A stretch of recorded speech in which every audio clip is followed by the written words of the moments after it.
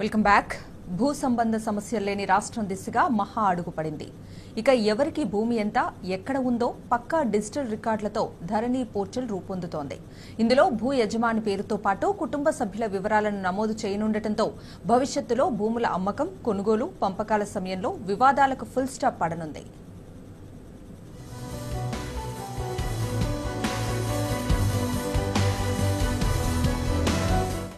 అన్నదాతల కష్టాలకు చెల్లుచీటి. Title guarantee దిశగా ప్రభుత్వం తొలి అడుగు. అధికారులకు తగ్గనున్న భారం, ఎన్ఆర్ఐలకు దక్కిన భరోసా. రాష్ట్ర వ్యవసాయ రంగ రూపురేఖలను సమూలంగా మార్చే కొత్త రెవెన్యూ చట్టం ఇప్పుడు అమల్లోకి వచ్చింది. భూ సంబంధ సమస్య లేని రాష్ట్రం దిశగా మహా అడుగు పడింది. ఇక ఎవరి భూమి ఎంత, ఎక్కడ ఉన్నదో పక్కా డిజిటల్ రికార్డులతో ధరణి పోర్టల్ రూపొందుతున్నది. ఇందులో భూ యజమాని పేరుతో పాటు కుటుంబ సభ్యుల వివరాలను నమోదు చేయనుండటంతో భవిష్యత్తులో భూముల అమ్మకం, కొనుగోలు, పంపకాల సమయంలో వివాదాలకు ఫుల్ స్టాప్ పడనున్నది. ధరణి రికార్డులో ఉన్న ప్రకారమే రిజిస్ట్రేషన్లు, మ్యూటేషన్లు, పాస్బుక్ల జారీ జరుగుతాయి. భూ సంబంధ రికార్డులన్నీ 100% పక్కాగా ఉండి ఎలాంటి వివాదాలు లేకపోతే కంక్లూజివ్ టైటిల్ ఇవ్వడం పెద్ద సమస్య కాబోదు. గెట్ల పంచాయతీ తలెత్తితే ఇరు వర్గాల వారు ధరణి నుంచి డిజిటల్ మ్యాప్ సేకరించి కొలుచుకొని సమస్యను పరిష్కరించుకోవచ్చు.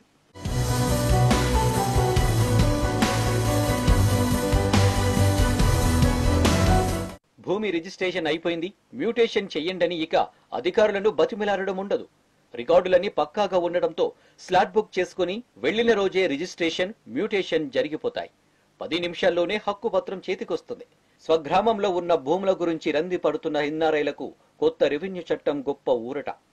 ఆధార్ కార్డు లేనంత మాత్రాన ఎన్ఆర్ఐలు భూమిని కోల్పోవద్దు.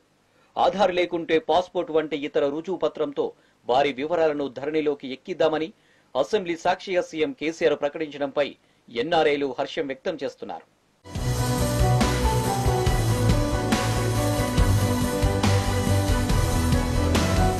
రెవెన్యూ అధికారుల్లో కొంతమంది అవినీతి కారణంగా వ్యవస్థ మొత్తం నిందను మోయాల్సి వస్తున్నది.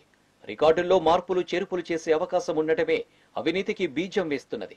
రికార్డుల్లో కొన్నింటిని వీఆర్ఓలే మార్చే సౌలభ్యం కూడా ఉండటంతో ఈ అవినీతి చీడ రెవెన్యూ శాఖకు పీడగా మారింది. కొత్త రెవెన్యూ చట్టంలో ఇలాంటి విచక్షణ అధికారాలకు కత్తెర పెట్టడంతో అధికారులు ఊపిరి పీల్చుకున్నారు.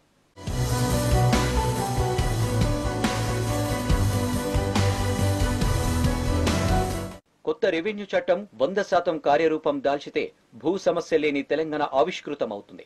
ఫలితంగా పరిపాలన, వ్యవసాయ సంస్కరణలు అత్యంత సులభమవుతాయి. రైతు బంధు, రైతు బీమా వంటివి క్షణాల్లో లబ్ధిదారుల ఖాతాల్లోకి చేరుతాయి.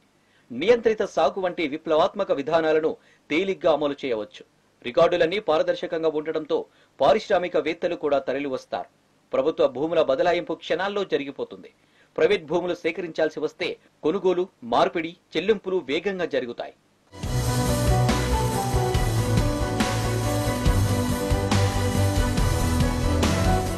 నూతన రెవెన్యూ చట్టంతో పాటు ఇటీవల అసెంబ్లీ ఆమోదించిన పలు చట్టాలకు గవర్నర్ ఆమోదం తెలపడంతో రాష్ట్ర ప్రభుత్వం గెజిట్ విడుదల చేసింది.